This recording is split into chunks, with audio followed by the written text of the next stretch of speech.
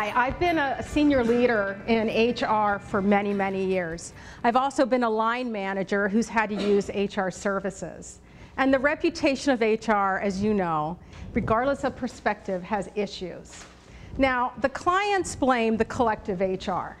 And within HR, the generalists point fingers at the specialist. And the specialists point fingers at the generalist.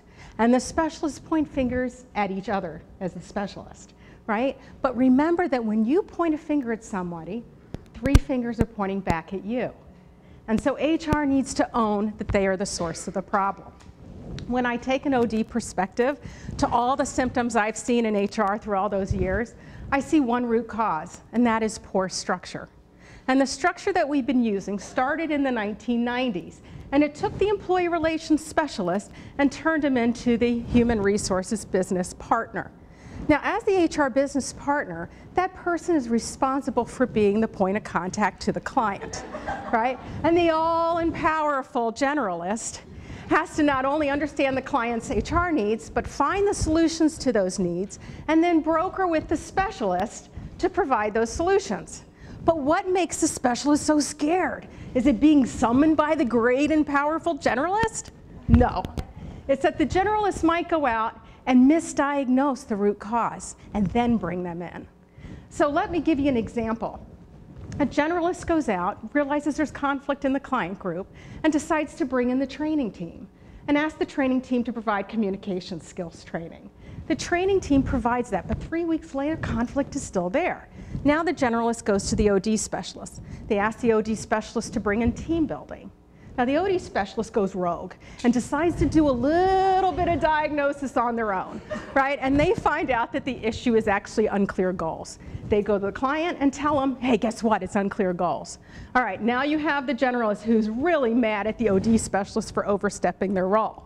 And the client is angry, just livid, with HR for having wasted their team's time on solving the wrong problem. What if the medical community acted this way? Could you imagine going to your primary care physician, and that primary care physician calls a specialist on your behalf, gives the specialist the diagnosis, and tells the specialist to give you a prescription based on that diagnosis? It wouldn't work. What if we took the best of the medical approach to HR? What if the HR business partner was truly the generalist responsible for the employee from new hire all the way to retirement? And when anything occurred outside that gray area, they would call in all the specialists. And together, they would share the background on the client, they would share the symptoms, and that team would decide who should go in and do the root cause diagnosis and who should do the treatment plan. Now that specialist would go out, do that treatment plan, bring that back to the full team, and collectively together, they could create a plan of sustainability that takes a systems perspective. Now, in order for this structure to work, no one can have too big of an ego.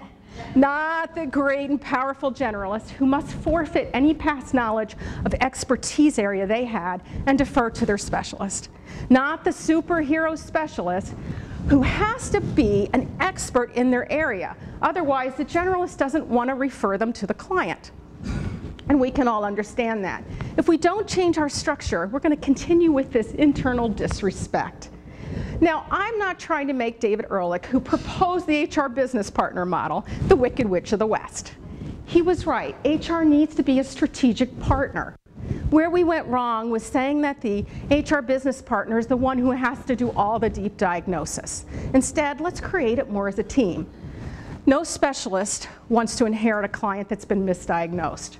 And no generalist wants to work with a specialist who's not an expert in their field. Let's look at the structure of HR. Time is running out. We have been using a structure that's 20 years old that fails to meet our clients' needs and fails to meet our own HR needs. The fact that we haven't modified this structure in those 20 years is proof that HR lacks brains, heart, and courage.